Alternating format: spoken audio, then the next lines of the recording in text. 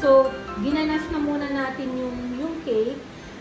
Makapal yung ganas sa loob, tapos yung sa labas, kahit manipis lang, kasi maglalagay naman tayo dyan ng vanilla buttercream. Yung stable na soft icing ang gagamitin natin para sa wedding cake na to. So, ito na yung 8 inches cake natin. Naglagay na tayo ng 4 na sagu straw. Pero, ang ginagamit natin yung matibay. Ito, matibay po ito. Yung hindi siya basta mabibend.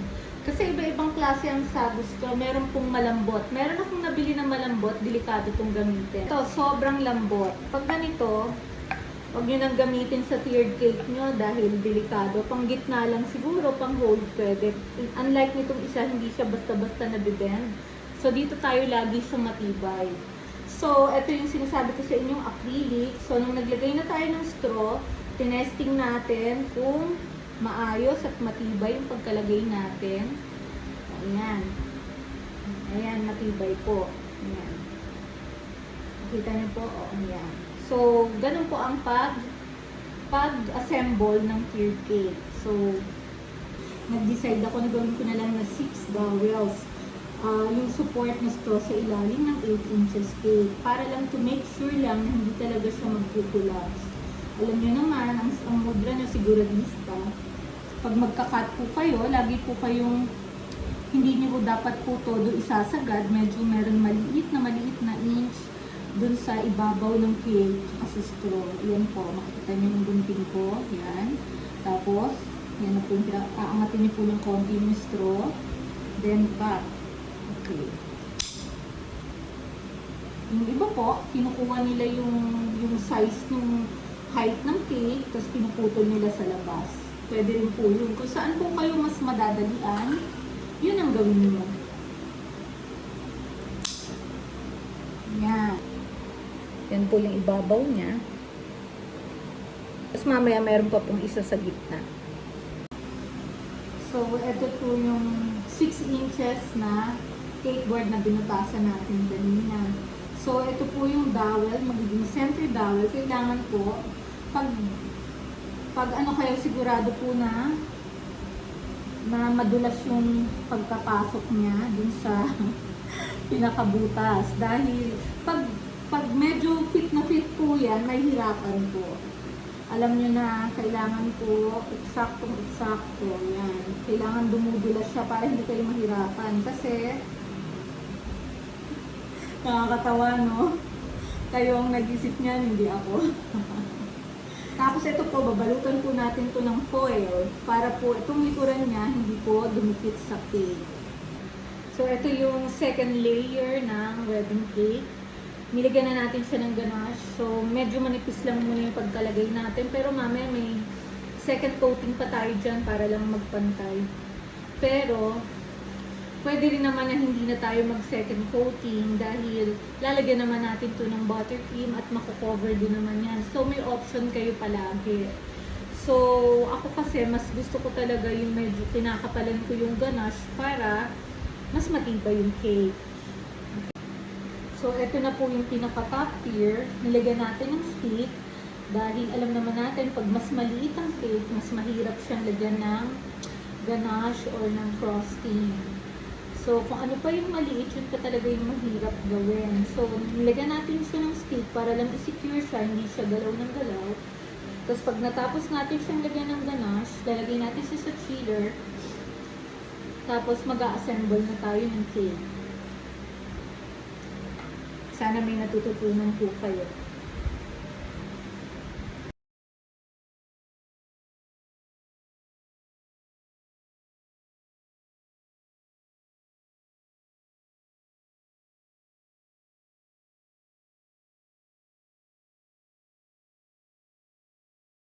But ang height ng cake natin is 12 inches. So, ang height nitong dowel is 10.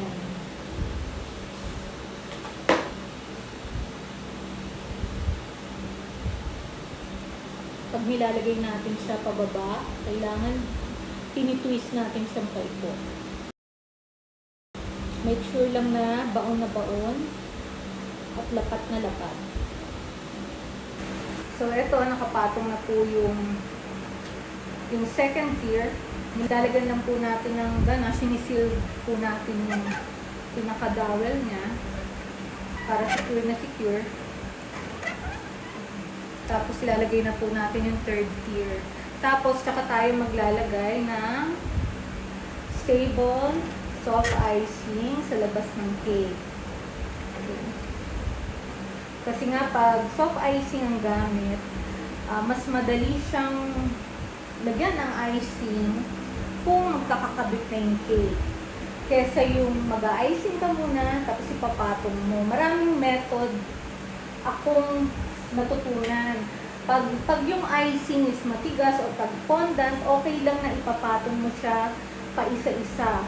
Pero pag ang pinakalabas ng cake mo ay soft icing, kailangan mas maganda na i-assemble yan. Kaya, itong method na to ay natutunan natin kay Madiskarte sa Buhay. So, shout out sa'yo, Madiskarte sa Buhay. Dahil sa'yo, maraming mga bakers na ang nakakuha ng mga bagong style. So, ang cake natin ay umabot din ng 14 inches in height. Diba sabi ko kanina, ang ini-expect ko na height is 12 inches. So, ngayon naging 14 inches siya. So, mas maganda yan dahil tumaas yung cake. Mas maganda siyang tignan. Pag mataas ang cake, mas maganda siya sa picture. So, ito po yung ating 3-tier chocolate ganache cake na wedding cake. So, maglalagay pa po tayo dyan ng white na icing. So, yan lang po ang pinaka-base ng cake. So, i-finish po natin yan sa paglalagay ng white icing. Tapos magde-decor po tayo ng mga flowers. So, yan po. Na-finish na natin yung cake. So, lalagyan natin siya ng parang konting yung paikot na lines para lang hindi siya masyadong plain tignan.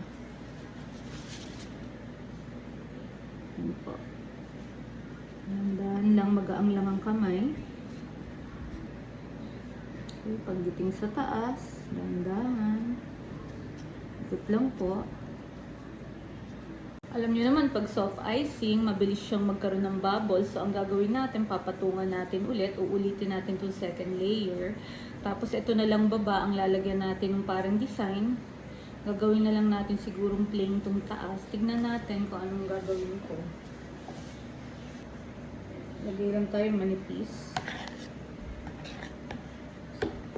Pag magpapatong kayo ng icing, medyo kailangan malambot.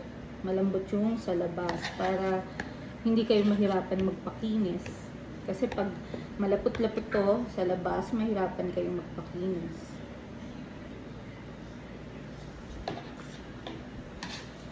Dati nung nagsisimula akong gumamit ng stable na soft icing, hindi pa ako masyadong marunong kung ano ang mga kailangan gawin pag nagkamali. So along the way natuto ko. Pag nagkakaroon pala ng bubbles, kailangan yung sprayan ng water or patungan nyo ng icing na mas malambot. Kasi pag nanigas na yung stable soft icing nyo dyan, tapos ginalaw nyo siya, magkakaroon po siya ng bubbles, pangit na siya tingnan. Tapos pag nagtimpla kayo, pag masyadong napalambot naman, pwede nyo naman dagdagan ng additional paste in a separate na mixing bowl. Tapos pag na-mix nyo na siya, tsaka nyo siya hahalo dun sa malambot na gawa nyong icing.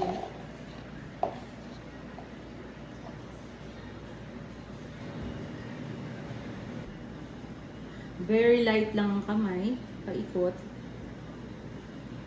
Pa-spiral, pataas.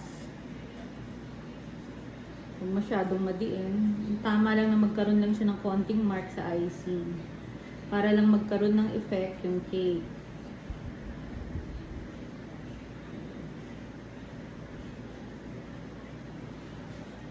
Yan, makita nyo po. Yan, tapos na po tayo. Maglalagay na lang tayo ng flowers at saka mga border lines sa cake. Paikot sa cake. Yung tinatawag ko laging borderline. Ewan ko kung tama yun. Pero siguro border ang tamang term. After nito, maglalagay na tayo ng mga flowers. Cute lang po itong cake na to. Ang size nito is 8 by 5 inches, 6 by 5 inches, 4 by 4 inches. Kaya nung sinukat natin itong cake, umabot siya ng 14 inches. Dapat ang height nito 12 inches lang. So, mas napataas, mas maganda naman po yung mas mataas ang cake. So, yan po. Tapos na, maglalagay na lang tayo ng bulaklak.